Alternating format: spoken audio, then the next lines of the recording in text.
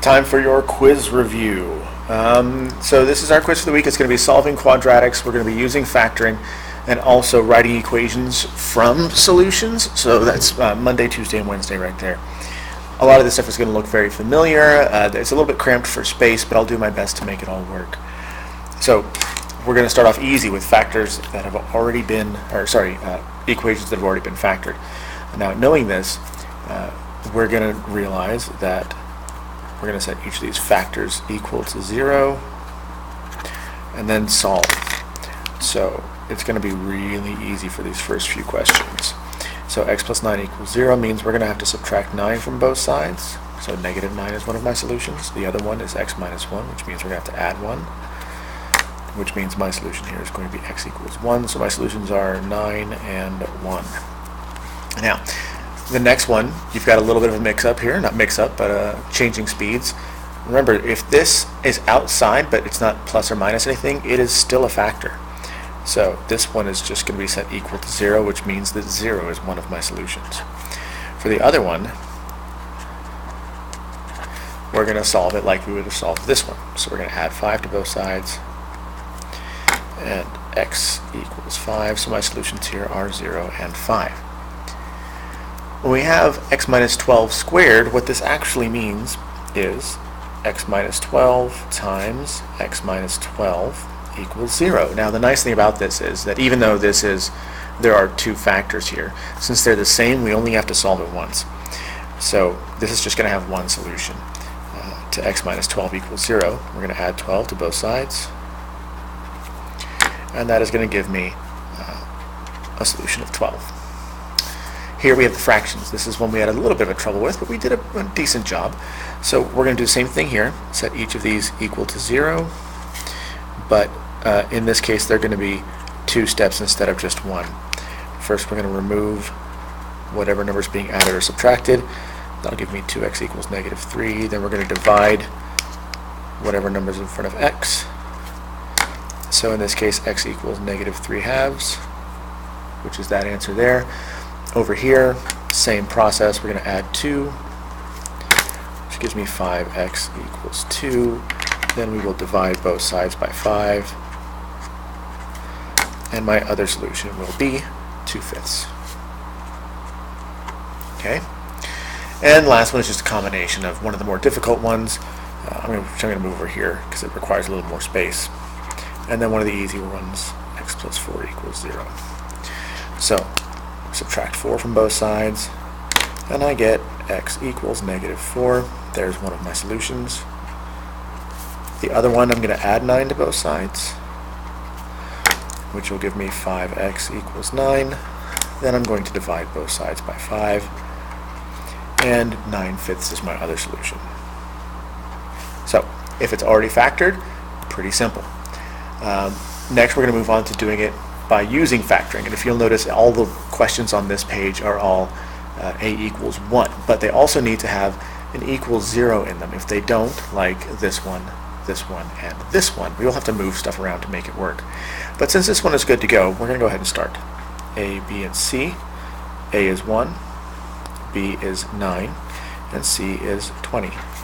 So on the top of my x, in case you have forgotten already, is going to be A times C. On the bottom is going to be B. We're looking for numbers that multiply to 20 and add up to 9.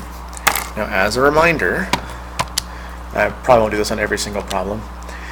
We're going to put the top number in here, so it'll be 20 divided by x. Second line will be the same thing with plus x at the end.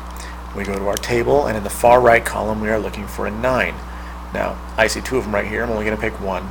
And that's 4 and 5. Okay, so 4 and 5. And I'm leaving myself enough room here to use the bottoms up because that's been working really well. So A is 1. Divide each of these by 1. There's no reducing to do there. I get 4 over 1 and then 5 over 1, which gives me factors of x plus 4 and x plus 5 equals 0. Okay. I'm going to set each of these equal to 0. I'm going to subtract 4 from this one, which gives me x equals negative 4. Over here, I'm going to subtract 5 from this one, which is going to give me x equals negative 5. So my solutions are negative 5 and negative 4. Next one, we do have to move some stuff around. This negative 11x is a problem. We need to get it over here with the x squared. So we are going to add 11x to both sides. And that's going to squeeze in between the x squared and the minus 12. So my new equation will be x squared plus 11x minus 12 equals 0. Now I have a new a, b, and c that I can use. So I have a is 1, b is 11, and c is negative 12. So go put this in here. I need numbers that multiply to negative 12 and add up to 11. Okay, so I'm going to go and put this in here. Negative 12 divided by x. Next line, same thing, plus x. And we are going to check our table. We want negative 11. Now I got a positive 11 here. That's not much good. I'm just going to scroll down here and see what happens. Let's see. Oops. Oh, look what I did. I screwed up. I put times x. I want to put divided by x. Must not hit that button hard enough. So I want a positive 11 over here. So I'm going to scroll down until I get it. And there it is. 12 and negative 1. Again, because a is 1, you can see right there, we're going to divide these both by 1. No reducing happens. So I have 12 over 1. It's going to make one of my factors, and negative 1 over 1 is going to make the other, which makes it x plus 12 times x minus 1 equals 0. Set each of these equal to 0. X plus 12 means I will subtract 12 from both sides, which gives me x equals negative 12. X minus 1 means I'm going to add 1 to both sides, which gives me x equals 1. So it'll be negative 12 and 1, my solutions. Last pair here, I have x squared minus 9x equals negative 36. That needs to be equal 0, so I'm going to move this negative 36 by adding 36 to both sides. It'll end up tagging on at the end of this equation over here, and the new equation is x squared minus 9x plus 36 equals 0. So those are my a, b, and c. A is 1, b is negative 9, c is 36. So I need to figure out what numbers make this happen. So I'll put my x here, on top is 36, on bottom is negative 9. Let's go ahead and check it with the calculator. 36 divided by x, 36 divided by x plus x. And remember, when the bottom number is negative and the top number is positive, it means that both of these will be negative. So I have to go up towards the negative numbers here to find my negative 9. And let's see, getting close. No, did I miss it?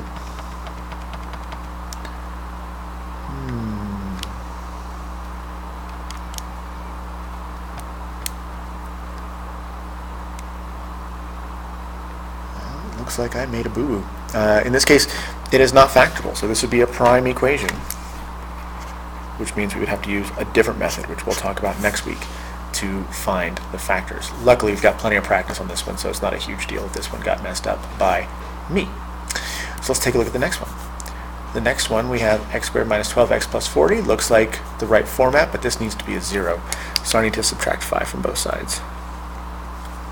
Okay, and we're going to rewrite this as x squared minus 12x plus 35 equals 0.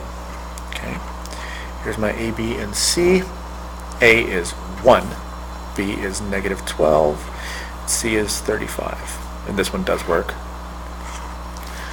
So on top it's going to be 35, on the bottom negative 12. So I'm going to change this. It's pretty close. Change to 35 instead of 36. And look for factors that add up to negative 12, and bam, they just happen to be right there. Negative 5 and negative 7. So negative 5, negative 7. My a value is still 1, so divide these by 1, and those are going to make my new factors, negative 5 over 1 and negative 7 over 1, give me factors of x minus 5 and x minus 7 equals 0. Set each of these equal to 0. X minus 5 equals 0 means I need to add 5 to both sides, which gives me x equals 5. X minus 7 equals 0 means I need to add 7 to both sides to get x by itself, which gives me x equals 7. So my solutions are 5 and 7. So that's solving by factoring when a is 1 or when you already have factored equations. Let's take a break and go on to side 2.